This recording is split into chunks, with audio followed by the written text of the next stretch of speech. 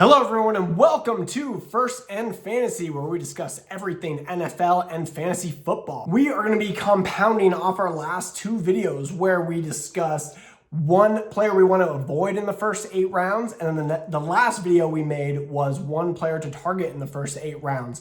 This time around, we're going to be looking at sleeper players. These are high upside candidates between rounds 9 and 15. Someone mentioned in one of the comments on the other videos that you really win your league with these hidden gems that you find in these late rounds. And I couldn't agree more. Well, I think the rounds 1 through 8, you can lose your draft there. This is the place where you can especially win your draft. Our plan is really to build for consistency with rounds 1 through 8, and then to find those hidden gems, rounds 9 through 15, that can help us push our team's average points per week above the rest of the league. If you're new to the channel, so are we. We are a new channel. We're putting out a full video every day, as well as shorts that are different from the full videos. So if you wouldn't mind leaving a like, subscribing, it would really mean a lot to me. We're gonna be putting out full videos all season long, hopefully live streaming every football Sunday and some of the major games as well, especially some of the primetime games on Sunday Night Football and Monday Night Football. Also, please leave a comment. Let me know, what can I be doing better in these videos? Do you have any questions about fantasy? Is there anything I said that you really agree with, disagree with? Please, I love the feedback. I love conversation. I'm not right about everything. I love hearing everybody's takes. That's how we all get better at fantasy football. All right, without wasting any more time, let's jump in. We're going to be talking about round 9 to start, and we're going to be talking about Rams running back Blake Corum. Blake Corum, to me, and I'm a Kyren Williams guy. I have owned Kyren Williams and Dynasty Keeper the last few years. I always draft him. He's such a solid, consistent running back. But last year, he started to show a little bit of injury, and Blake Corum really started eating into his workload the second half of the season. It's really, if you watch those Ram games, it is back and forth. It's Kyren Williams, it's Blake Corum. It's Kyren Williams, it's Blake Corum. If it comes down to a big moment late in the game, they will go just slightly more heavy-handed with Kyren Williams. Now, if I'm comparing the two backs, I actually think Blake Corum has a little bit more explosiveness than Kyren Williams, but Kyren Williams does everything well. He has a nose for the end zone. He's a better route runner, better hands. Blake Corum will occasionally drop some easy passes. Blake Corum can fight through tackles a little bit better, but he's not quite as elusive as Kyren Williams. They're both really good backs in my mind. I don't think either is great. I don't think either is elite, but they're in like the best offense in the league. And Sean McVay is a genius when it comes to scheming for running backs. This is one of those plays this year where if you have Kyren Williams, you have to get Blake Corum. And even if you don't have Kyren Williams, at this round, I'm still grabbing Blake Corum. Last year, he averaged 5.1 yards per carry. And if he's getting around 10 plus touches a game, you know, he's looking at 50, 60 yards and probably a coin flip, maybe a little less opportunity at scoring a touchdown every single week. I think he's going to get more opportunities. Sean McVay has said in the preseason he's going to get more opportunities in the regular season this year. So that is a good sign for Blake Corum. He's also got to be the most valuable handcuff in the league. If Kyren Williams has another injury, Blake Corum has the ability, the physique to take over as a 3-down back, and he will absolutely go crazy if Kyren Williams gets injured at any point. Moving on to round 10, we're going to be talking about Isaiah Likely. Isaiah Likely is such a talented player that was just completely wasted in Baltimore because the ghost of Mark Andrews was there taking snaps from him. Nothing against Mark Andrews, but dude is way past his prime. It should have been the Isaiah Likely show the last 2 years, but Mark Andrews just kept taking away those snaps, and Isaiah Likely was just in a weird situation. Now, here's the interesting thing. He goes to the New York Giants. Guess who else went to the New York Giants and is the one who brought him over? Ravens' old coach, John Harbaugh. You know, if John Harbaugh went to the Giants and went and recruited Isaiah Likely, he is a big Isaiah Likely believer. If you were a Theo Johnson owner in Dynasty or you had high hopes for him for a keeper, sorry, that ship seems to have sailed. I was hopeful on Theo Johnson. I'm not going to lie. I think he has a lot of athleticism, but he battled some injuries last season, and he just never broke through in those first 2 seasons with the Giants. And it looks like he's going to be used as the tight end too. And this is a huge opportunity for Isaiah Likely to put his stamp on the league. This guy has tight end 1 upside. I could see him finishing tight end 5, 6, like just such a value at round 10 for a tight end. Also with Malik Neighbors still injured there, we're not exactly sure on his timetable. No other good wide receiver options there. This is just set up for Isaiah Likely to have such a breakout season. He's one of my absolute favorite sleeper hidden gems that we're talking about today. So if Isaiah Likely falls to you, you don't have a tight end, grab it. Next, we're going to be talking about a quarterback that no one talked about last season, and he got some recognition towards the end with how well he was playing, and that is Tyler Shough for the New Orleans Saints. A lot of people don't know this, but Tyler Shough was actually a top 10 quarterback from the time he took over the starting role for the Saints until the end of the season. That is remarkable. That is remarkable value. If somebody got Tyler Shough last year and played him through the year, kudos to you. I never touched him. I was just a little too hesitant and really wanted to see how he would play out. I ended up rolling with Baker Mayfield. It worked out. I won my main league with Baker, but I probably would have been better off with Tyler Shough. Tyler Shough just feels like a mysterious guy in the league. If I told you Tyler Shough has great running upside, would you have thought of that? Probably not, but he does. He's actually a really good athlete and he can run the ball. He's a dual threat.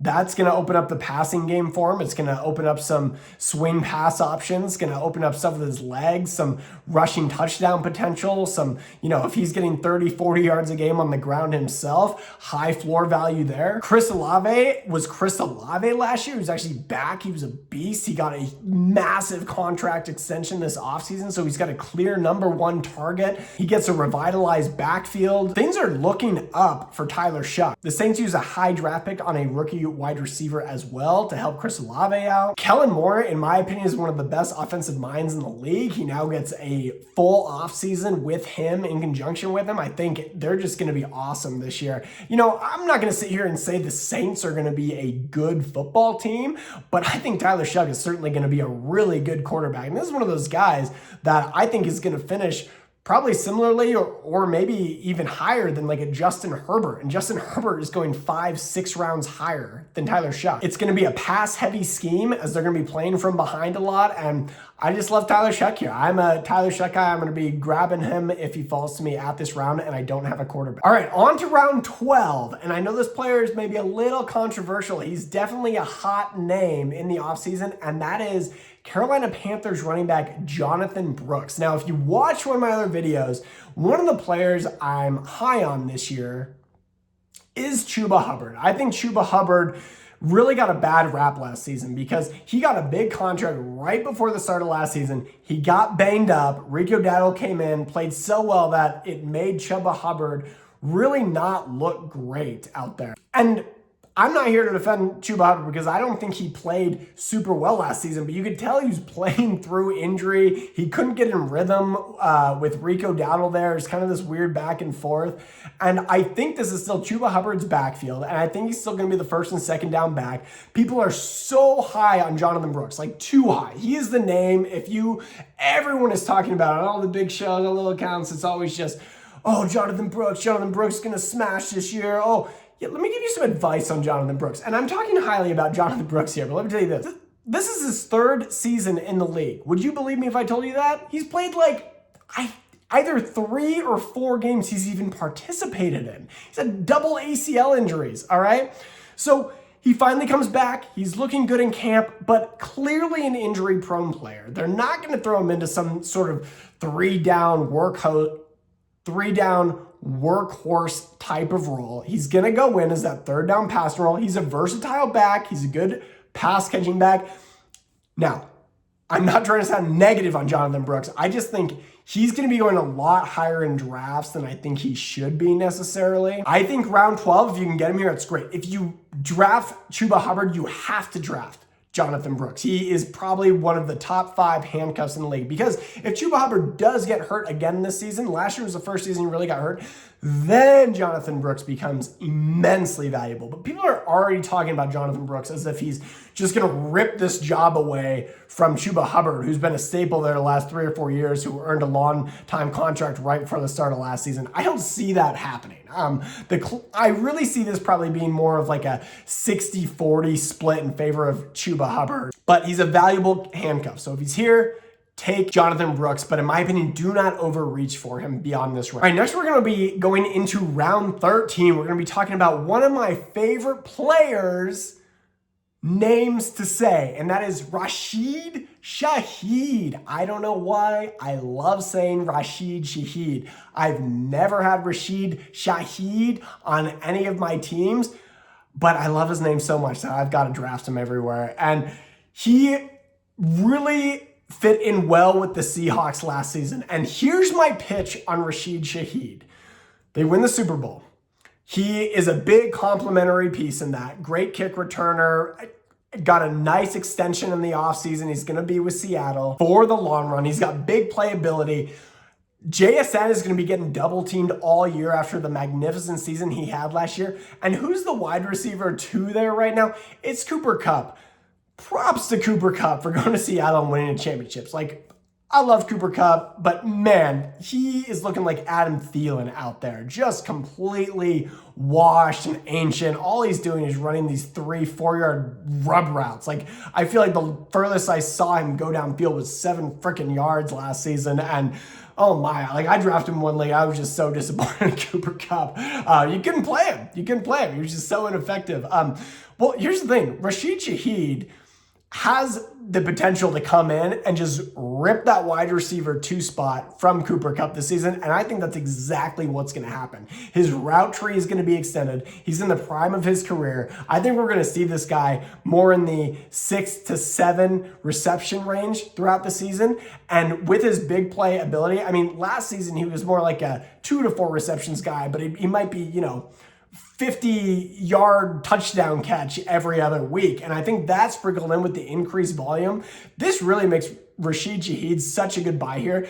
An amazing stack too. If you're going to go for JSN in that first round and you're holding off on receiver, talking about spending a first round draft pick, and then you can wait on receiver until round 13. Right? And have a beautiful stack there between JSN and Rasheed Shaheed. And between those two, I think you're coming down with a lot of points throughout every single week. A lot of people will knock stacks. They're like, oh, don't use stacks unless you're doing best ball.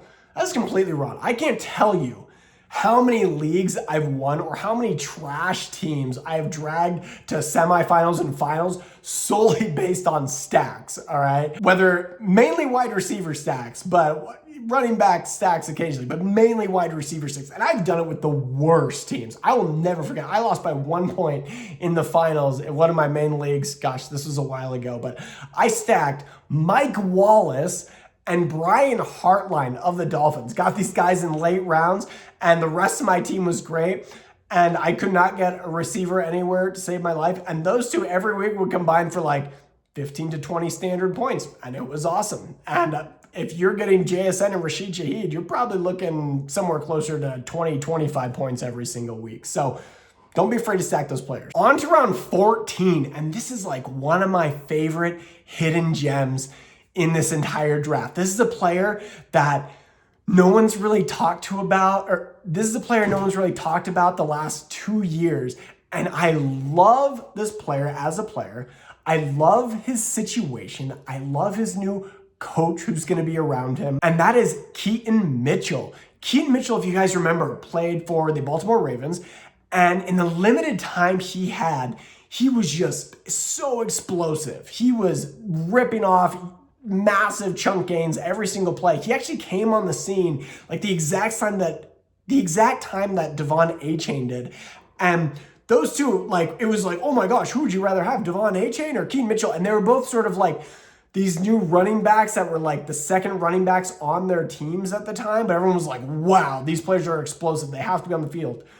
Keaton Mitchell had a devastating injury. His leg went like that. It was horrifying. It's still scarred into my brain. I remember having him on my team and going, well, that's nice. Well, we're not going to see him for another year and a half.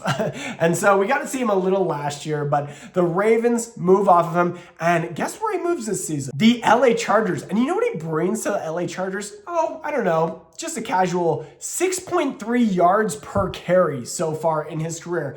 Who made Devon A-Chain an amazing running back with this scheme? Oh, was that Mike McDaniels of the Miami Dolphins? Yes, it was. And he's been relieved of his duties. And now, who's the offensive coordinator for the LA Chargers? It is Mike McDaniels. he doesn't have Devon Achane anymore. Oh, man, it'd be awesome if you had a player just like Devon Achane with that same sort of breakout speed that can get outside and bust off feature. Oh, he's got Keaton Mitchell. Holy smokes, what do you think is going to happen with Keaton Mitchell in this offense?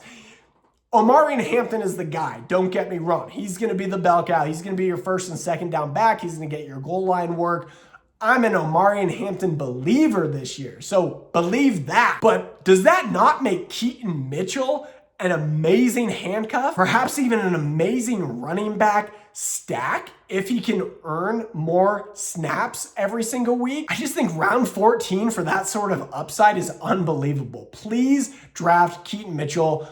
All your league mates are going to forget about Keaton Mitchell because he's been off the radar for the last 2 years. Go snatch him up. And the last round of drafts is round 15 in most formats. Some go 16. I have no problem with that. No philosophical difference, but we're going to stop at 15 today. And we're going to be talking about my boy, Malik Willis of the Miami Dolphins. Listen, I thought Malik Willis looked better than Jordan Love in Green Bay last year. And in the limited time that he played, 5 total touchdowns in the 3 games that he played, 3 passing, 2 rushing, showed off his versatility. His accuracy was insane, and he was not a check down merchant like he was trying to be in the limited games he played in Tennessee. He was throwing short, mid-range, deep. He had an 85% completion rate in those 3 games. That's absurd. Top of the league. The Dolphins have committed to him on a strong multi-year deal. If you watch my other videos, I've said if the Dolphins were going to do one thing in the offseason, one big move, I was like, go get Malik Willis. And what did they do? They got Malik Willis. I was so happy about that as a Dolphins fan. I'm also so happy to see this guy dropping to round 15. It's one of my favorite over-under touchdown bets of the entire season. 14.5. 14.5. Literally go bet your house on that over because he's getting to like 18, 19, 20 passing touchdowns. The Dolphins win total is 4.5 this season. It's pathetic. They don't have a great defense. They're going to be playing from behind. They're going to be giving Malik Willis a ton of passes to get him comfortable in the system, to see what he likes to do. They're going to be playing from behind. Now, I get it. They don't have a great wide receiver core. Jalen Waddle's gone. Tyreek Hill's gone.